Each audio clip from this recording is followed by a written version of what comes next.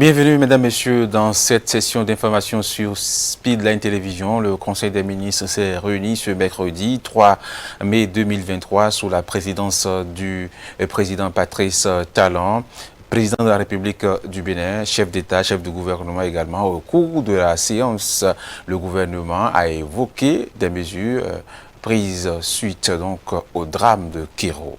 Le point avec le porte-parole du gouvernement. Le président de la République a demandé instamment qu'une mission d'enquête soit diligentée sur le terrain pour apprécier les circonstances réelles de la survenue de ce drame et pour, conséquemment, en tirer les leçons et aussi mettre en branle les mesures de sanction à l'égard de tous les responsables des forces de défense et de sécurité qui ont en charge la maîtrise ou la conduite des opérations et qui auraient manqué à leur devoir, donc de mettre en œuvre les mesures de sanctions appropriées.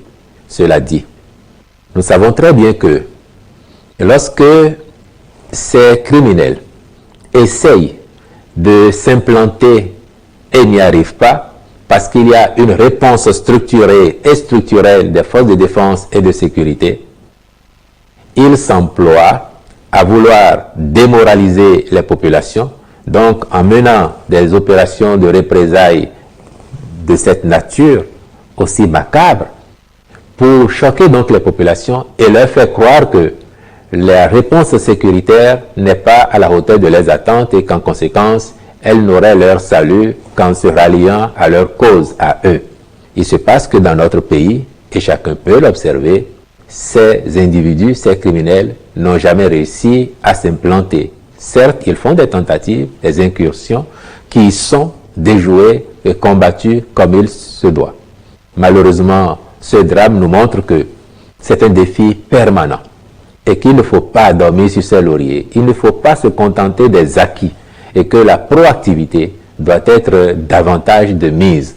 La mission d'enquête fera son travail, les rapports seront étudiés et les décisions qui doivent être prises, y compris celles allant dans le sens de sanctions, seront prises. Mais en attendant, le gouvernement voudrait remercier les populations de l'ensemble de nos localités en proie à ce phénomène pour leur bonne participation à la coproduction de la sécurité et les rassurer de ce que les moyens ne manqueront pas aux forces de défense et de sécurité, les rassurer de ce que sa détermination à lui, autant que celle des forces de défense et de sécurité, reste inchangée afin que nous venions à bout de ce phénomène, quoique cela s'entend bien, on ne peut pas prescrire que d'ici à demain, d'ici à 6 mois, c'en serait fini, parce que nous savons que nous sommes typiquement dans un cas de guerre asymétrique. On ne sait jamais quand est-ce que l'ennemi voudra frapper, mais nous prendrons toutes les dispositions.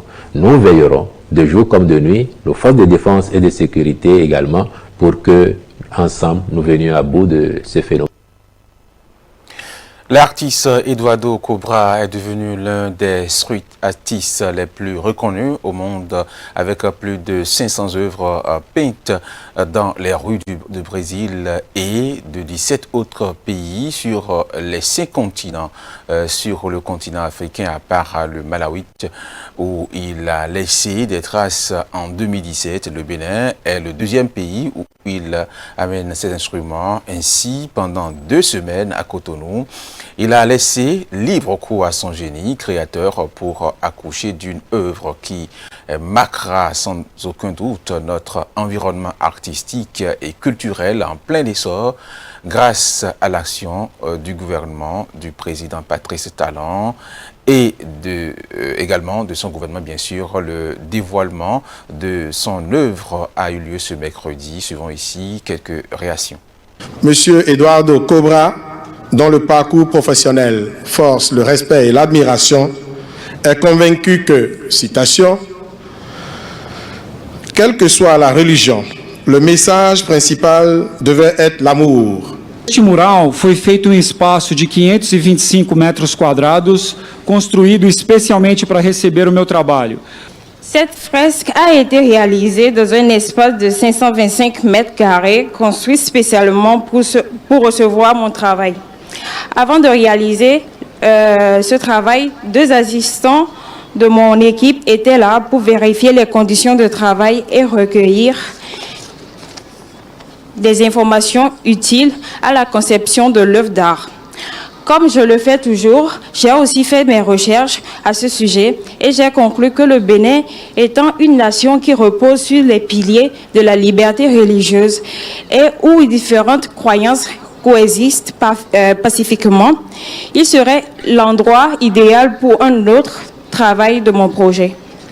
Je crois que la religion peut être une force puissante pour le bien et que chaque religion enseigne l'amour et la gentillesse à sa manière.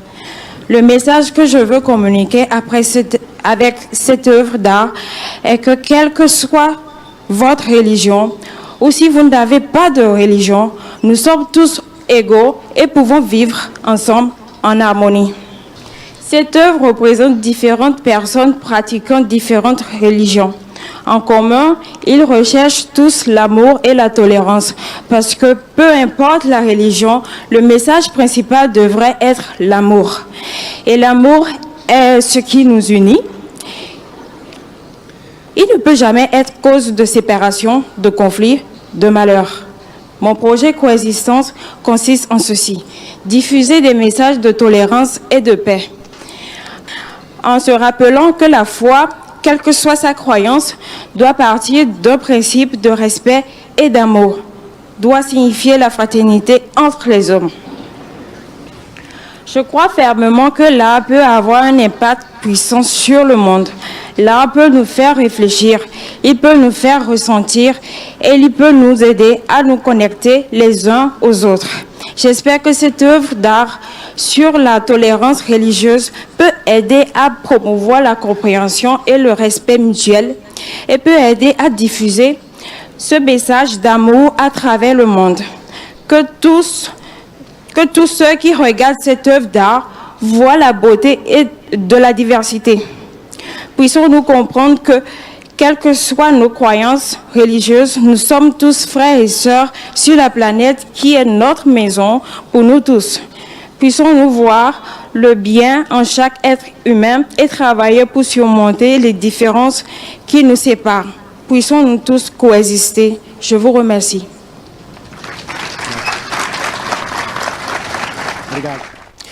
Et voilà, passons maintenant au plan international. L'Ouganda, comme le reste de l'Afrique de l'Est, a connu une forte pluie. Ce mercredi, au moins 8 personnes sont mortes dans le district de Kisoro après que leurs maisons ont été donc ensevelies par une coulée de boue. L'annonce a été faite par la Croix-Rouge. Au moins 8 personnes sont mortes dans le district de Kisoro, dans le sud-ouest de l'Ouganda, après que leurs maisons ont été ensevelies par des coulées de boue. À l'origine du drame, les pluies torrentielles qui se sont abattues sur la région. 8 personnes sont mortes. À l'origine de ces décès, les pluies torrentielles, les terrains escarpés et les mauvaises pratiques agricoles. 6 des 8 victimes étaient issus d'une même famille. Changement climatique et pratiques agricoles jugées néfastes seraient à l'origine de ces glissements de terrain. Nous sommes confrontés aux effets du changement climatique et des mauvaises pratiques agricoles et nous ne voulons pas dire qu'il n'y a pas de parade.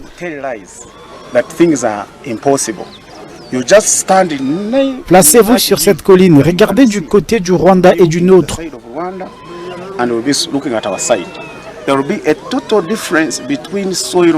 Il y aura une différence totale en matière des pratiques de gestion de sol et agricole. Chez nous, nous avons l'art de parler, nous excellons en politique et applaudissons même ceux qui se livrent aux antivaleurs.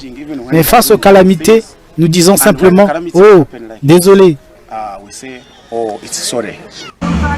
Des initiatives sont en cours pour apporter une assistance aux survivants, a rassuré la Croix-Rouge ougandaise.